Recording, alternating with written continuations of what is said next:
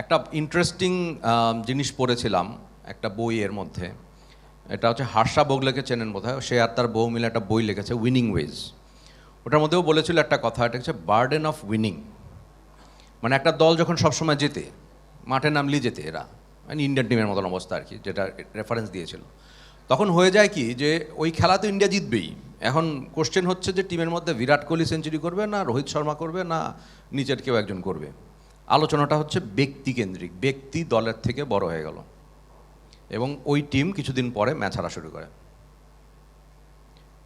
আমরা আজকে এখানে যা আমি দাঁড়িয়ে কথা বলছি, আমার সহপাঠী এবং ছোটোবেলার বন্ধু জাভেদ আক্তার, যে ইউনিলিভারের সিইও, এবং আমার বিএটিতে কাজ করা একসঙ্গে কিছুদিনের একই সময় আমরা মোটামুটি ম্যাট্রিক দিয়েছি আজমান। সো সে এখন গ্রামীণ ফোনের সিইও। আমরা যখন চাকরি জীবনে ঢুকেছি, যখন আমরা কাজ করছি, তখন আমরা একে অপরকে সহযোগিতা করে কাজ করেছি। আজকে তিনজন তিন কোম্পানিতে বসে আছি, আমরা কিন্তু নোট শেয়ার করি, কে কী করছিস, দুজনের সাথে চ্যালেঞ্জ করি, আলোচনা করি। আমরা একে অন্যের সুযোগ সুবিধা বোঝার চেষ্টা করি, সহযোগিতা করার চেষ্টা করি, একজনকে পিছায় ফেলে আগায় যাওয়ার চেষ্টা করি নাই কোনো দিন। আনফর্চুনেটলি আজকে যদি আপনি আমাকে জিজ্ঞেস করেন 26 বছরের ক্যারিয়ারে তাকাইয়ে যখন নিচের দিকে দেখি যে কীভাবে নতুন জেনারেশন আগাচ্ছে, এই এলবোয়িংটা একটু বেশি হয়ে গেছে। একজন আরেকজনকে সহযোগিতা আমরা আর করছি না। আমরা কিভাবে আরেকজনের অর্জনটাকে কিছুটা সাইডলাইন করায় নিজেরটাকে বাড়ায় দেখাতে পারি, এটা নিয়ে ব্যস্ত আছি। সুতরাং আমাদের ফোকাস হয়ে গেছে ম্যাচ জেতা না, অ্যাজ এ ইউনাইটেড টিম আমাদের ফোকাস হয়ে গেছে কে সেঞ্চুরিটা করবে। এবং আমরা কিন্তু সবাই মিলে ম্যাচ হারতেছি। তার কারণ হচ্ছে, আপনি শুনে গেছেন, কয়েকজনের কাছে বলে গেছে যে শ্রীলঙ্কান লোকজনকে হায়ার করতে হচ্ছে, ভারতীয় লোকজনকে হায়ার করতে হচ্ছে, ইভেন পাকিস্তানি লোকজনকে হায়ার করতে হচ্ছে আমাদের দেশে ব্যবসা চালানোর জন্য। তার কারণ হচ্ছে আমি সমষ্টিগতভাবে আগাতে চাচ্ছি না।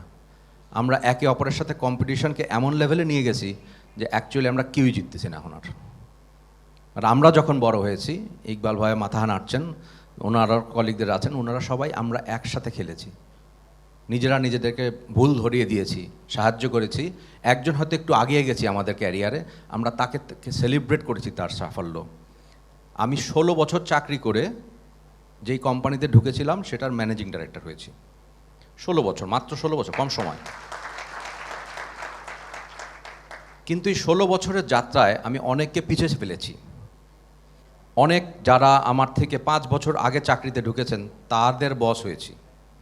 কিন্তু একটা বড় জিনিস সবসময় ছিল, এটা বোধহয় বাবা মা শিখিয়েছিলেন, হিউমিলিটি। সম্মানটা তাকে দিতে হবে, সে আমার বড়, আমি তার বস হয়েছি, তাতে কিছু আসা যায় না। সে রুমে ঢুকলে তাকে চেয়ারটা ছেড়ে দিতে হবে, এটা আমার ছোটোবেলা থেকে শেখা জিনিস।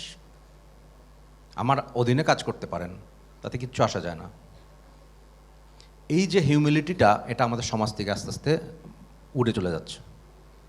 আমরা একজন ব্যক্তিকে একজন ব্যক্তি হিসেবে রেসপেক্ট করছি না। তো আমার এই 16 বছরে এমডি হওয়াতে এই আমার বাকি যাদেরকে আমি পিছিয়ে ফেলে এসেছি, যারা আমাদের সিনিয়র ছিলেন তাদের বস হয়েছি, এরা সবাই আমাকে সাহায্য করেছে, কেউ আমাকে টেনে ধরে নাই। একটা দিনের জন্য আমি বলতে পারবো না কোনো একটা লোক আমাকে টেনে ধরছে পিছনে। সুতরাং যে বলে না যে একটা সাকসেসফুল মানুষ তৈরি করতে একটা পুরো ভিলেজ লাগে। So I had the village behind me. আপনারা কি বলতে পারবেন আপনার পুরো ভিলেজ আপনার সাথে আছে? আমার ধারণা না। সো একটু রিফ্লেক্ট করা দরকার, এটা খুব বড় বিষয়। কারণ আমাদের দেশের অগ্রগতি কিন্তু প্রচণ্ডভাবে হবে। আজকের দুনিয়াতে মানুষ সবচেয়ে বেশি আলোচনাটা করছে কোন জায়গার রিসেশন সবচেয়ে বেশি।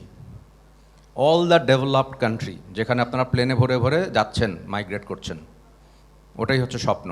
ওই প্রত্যেকটা দেশের নাম ধরেন, দেখবেন রিসেশনের নাম্বার কত আছে এই বছরের। মানে কি, ইকোনমি শ্রিঙ্ক করতেছে, অপরচুনিটি কমতেছে। আর বাংলাদেশে আলোচনা হচ্ছে যে আমাদের জিডিপিটা আসলে 5% গ্রো করছে না, 7% করছে না, 6% করছে। গ্রোথ হচ্ছে রে ভাই, 3% হইলেও গ্রোথ হচ্ছে আজকের এই দুনিয়ায়। অপরচুনিটি ইজ অ্যাবান্ডেন্ট এই দেশে।